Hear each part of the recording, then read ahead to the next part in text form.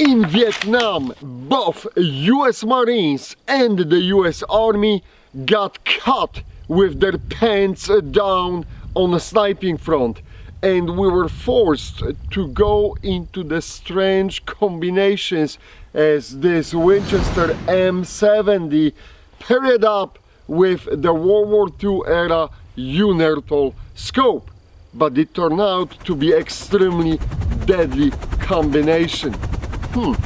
How this rifle can do in today's environment? Let's go to the shooting platform and find out. Winchester M70 with the legendary Unertl USMC scope is here. Let's go! El Presidente drill, we have a Viet Cong general surrounded by the bodyguards and little Viet Cong habit. Everyone has to die. Ula, are we ready? Yes, we are. All right. Round goes to the chamber.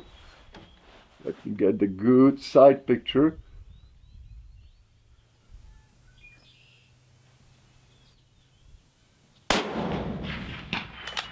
It's a nice hit. Reset the scope. And let's take those bodyguards.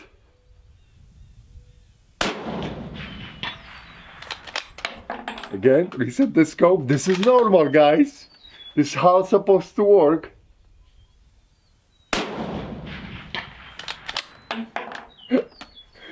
Unbelievable. We are in the 60s and this tech was still used in Vietnam. And there you go. The little hobbit got whacked too. Alright, I need 3 more clicks on the turret for the next set of targets. Ula, know your limits, okay? Okay, I'm ready. We're moving forward, no time to talk about the past target.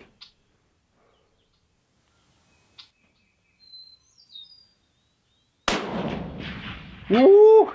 I see it, 3 o'clock, so I got moved. There is a breeze coming in. Reserve the breath. There is a breeze coming in from down the field, right past the 100 yards. It's going there, but wow, we got moved. So gotta watch out. Let's try to see.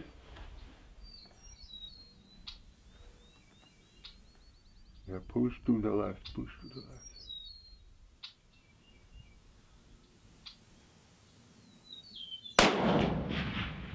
All right, I pushed too much to the left. You got two hits are kissing each other right now. All right, we are blade running as always. Want to know your limits.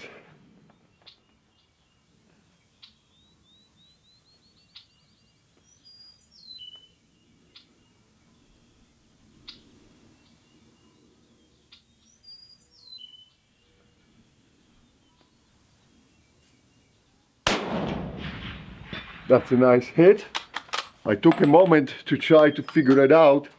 I want to lose that breath. Where that wind is going to end up. So I could deliver a nice hit. All right. Let's see.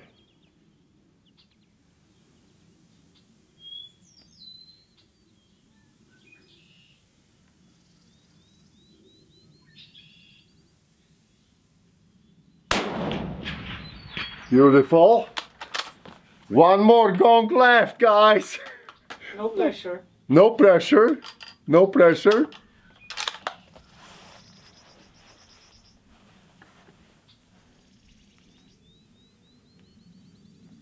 Let's see.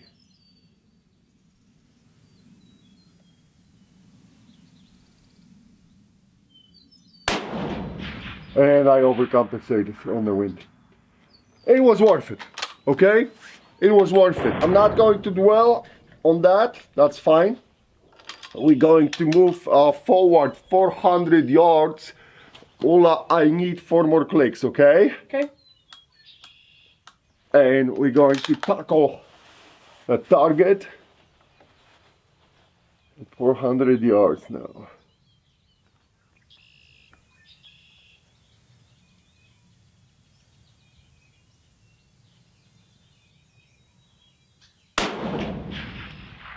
That in the center, and that's a beautiful hit. I will take that. Ulla, we are cruising. Let's go to 450, okay? Bunker. Bunker. 3 more clicks and we will go for a command bunker there and try to deliver a nice hit on that target. I'm ready. All right.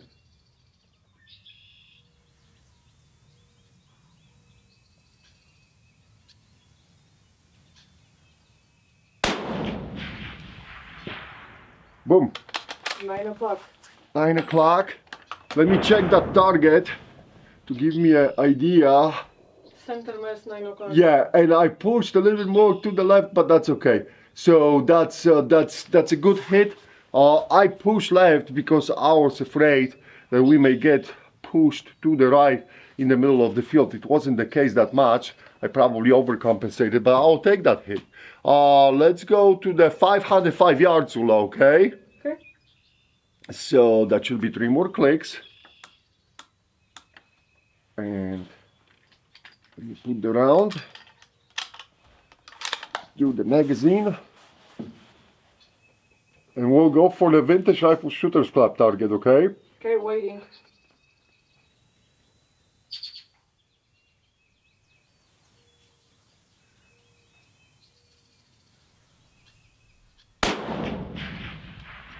Oh, I'm a little bit to the right. Low right? I think so. Yeah, that's okay. What? Do it again. It's a sneaky target. It's a sneaky target because this is the Vietcong in the squad, and we got the. It's a good hit. It's a good hit, Ula. No, you should repeat it. Huh? You should repeat it. Okay, I'll try. You still on that target? Yeah, you shoot his knee. He is squatting. Let me see.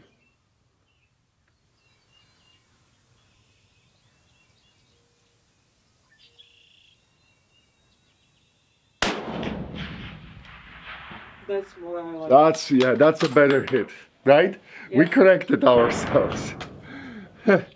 So poor dude, he got whacked twice. All right, 600. No, 550. I'm sorry, 550. Yeah, that's what I thought. 5 more clicks on the scope, and we'll go for that little target. Okay? Okay. We're challenging ourselves here. Okay, let's go. All right, you ready? Yep.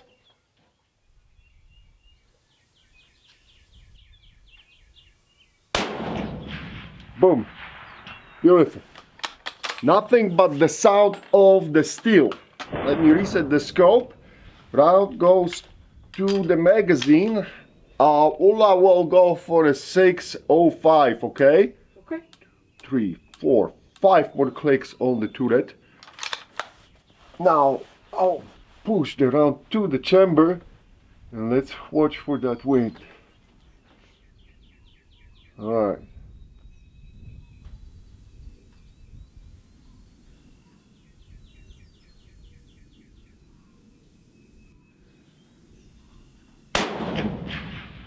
And boom, we got him. Right in the bubble. Right in the guts. Reset the scope. Round goes to the chamber. Not to the chamber, to the magazine. And 650. 5 more clicks. 1, 2, 5. All right. And Ulla, waiting for you. Whenever you're ready for that. Let's go. All right, that's a little tiny target.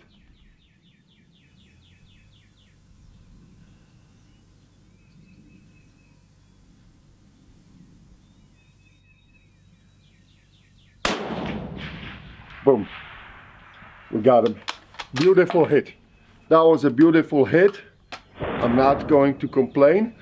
He got whacked and he shot a little bit himself with the powder. Alright, 700 yards, and I need 4 more clicks. 5 when it's colder. 1, 2, 3, 4. We should be okay. I think I'll put 5 just in case. Alright, round went to the magazine.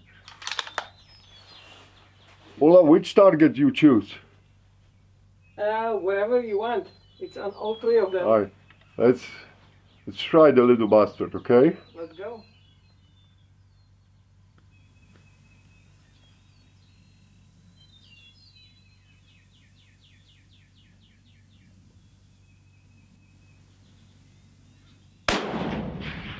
Boom! Nice. Beautiful. This is an absolutely murder. Guys, this stuff works. I don't know how this was still in use in Vietnam, but the rifle and the scope works. To the studio to discuss this in details. Wow, what a ride at the range. I'm telling you guys, I am absolutely shocked how well this Winchester M70 performs with this Unertl scope. Going back to the performance at the range, the only miss we had was at the know your limits. Know your limits, you win again. But to be perfectly clear, guys, that target, that last gong is extremely small. So the smallest mistake on the wind, and I'm telling you, wind will always get you. So you have to be on the top of your game with the wind calls. Now, other than this, I think that the performance across the board, across the targets was top notch. And again, guys, I'm shooting most of the time at the really small targets. They are that big, okay? That's it, that's the target.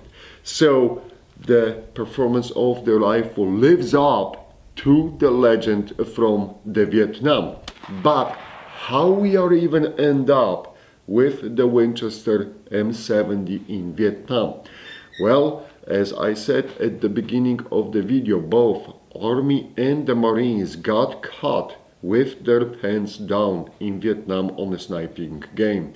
You have to understand that after the Korean War, after we started dropping the nukes even on Japan, the whole main effort of the military was to transition to so-called nuclear superpowers. So it was all about the nuclear submarines, long-range bombers and the ballistic missiles.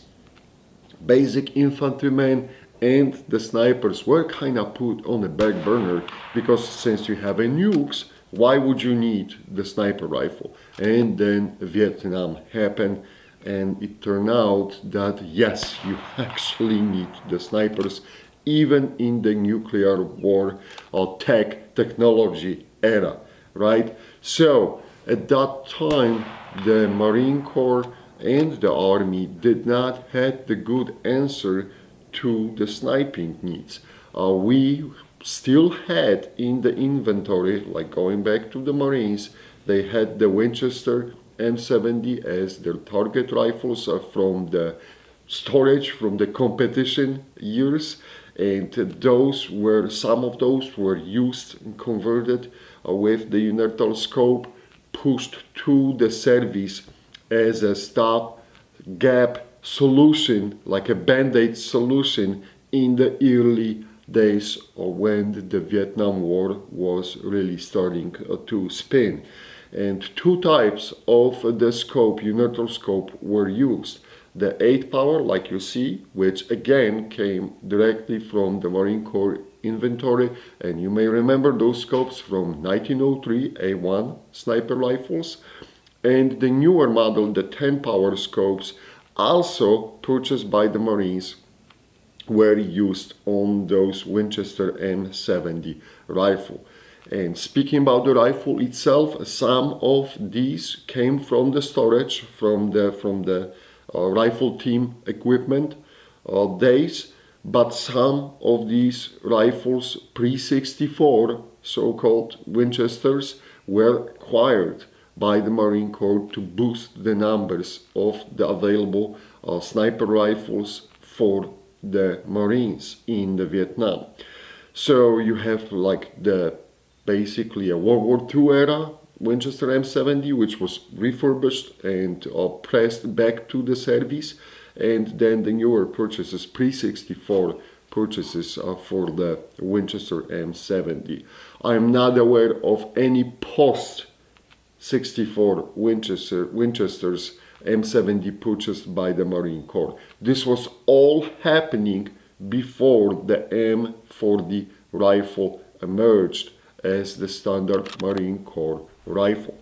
So this was that scrambling, and the Winchester M70 was put basically back into the, not back, but maybe like as a sniping role, and pressed into the service. So it's absolutely jaw-dropping, because it's, as you can imagine, from the sniper perspective, guys, again, to use this type of the suspension on the scope, and to have a scope moving from recoil, and all those little spaces open for whatever jungles of Vietnam can throw at you, it's jaw-dropping. There is no other way to say it. As far as a rifle alone, I think it is a very good rifle.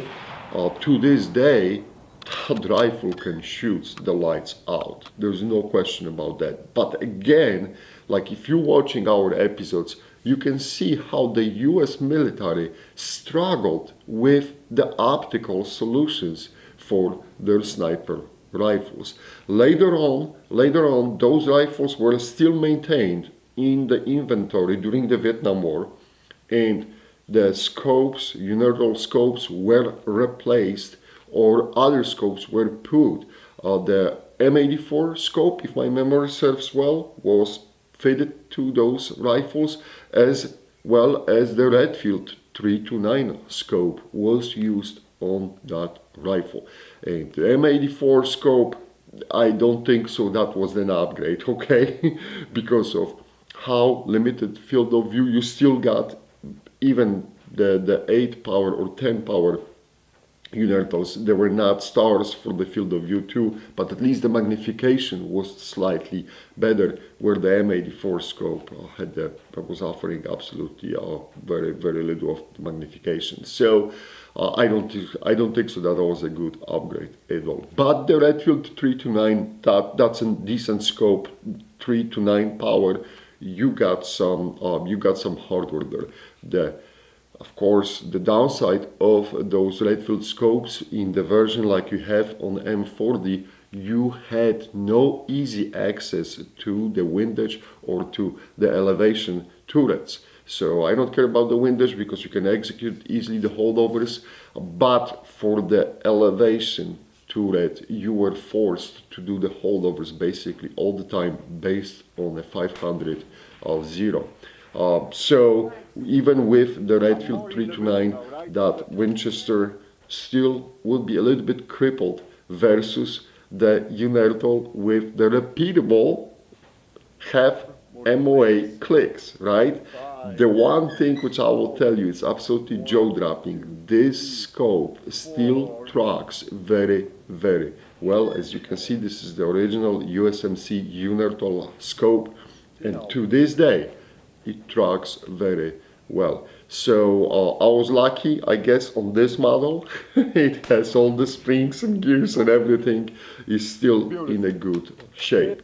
So that's something what is noticeable. And as far as having the half MOA adjustment on a per each click, it was offering you a very repeatable firing solution if you had the table and you could engage those faraway targets pretty much spot on. You have seen what we have did at the 700 yards, very small target again, and boom, right in the center of the plate hit. So this is it. This is the legend of the USMC, as you may remember. Very often mistakenly, this picture, which I'm showing you right now, is being said that this is Carlos Hathcock. It is not Carlos Hathcock. As you can see the note underneath, I dig out that picture actually from the US archives. But the Carlos used in one of his tours in Vietnam, he used the Winchester M70 rifle. There is no question about that. But that iconic picture, this is not him. So please do not make that mistake. Other than this, guys, I think that the rifle is a blast. If you have a chance to acquire the pre-64 Winchester, which falls within the serial numbers, and you want to build a clone, or you will be lucky enough to get one of those USMC target rifles. They are out there. You can purchase them. Absolutely go for it. I will highly recommend. You're not going to waste money. This is a good purchase, and they're not that much more expensive than some other rifles, but there is a beautiful history attached to those, and they for sure hold the strong place in the sniping history from Vietnam. All right, I will shut up right now. And one thing you see, thanks to Ryan, my friend, that M40 on the table with the Winchester M70. At some point we have to do the matchup between those two rifles and see which one, settle this once for all, which rifle shoots better. And then the winner maybe will play against the SVD. Alright guys, thank you very much. Please let me know in the comments what was your take on using the Winchester M70 in Vietnam. Do you think that this was crazy as I think, with all these mechanisms being exposed to the Vietnamese jungle, or not? And please share your observations and comments. Thank you. Big thanks to the Patreons. As always, Vintage Rifles Shooters Club Patreons. Guys, the tip of the hat goes to you. See you in the next video. Bye.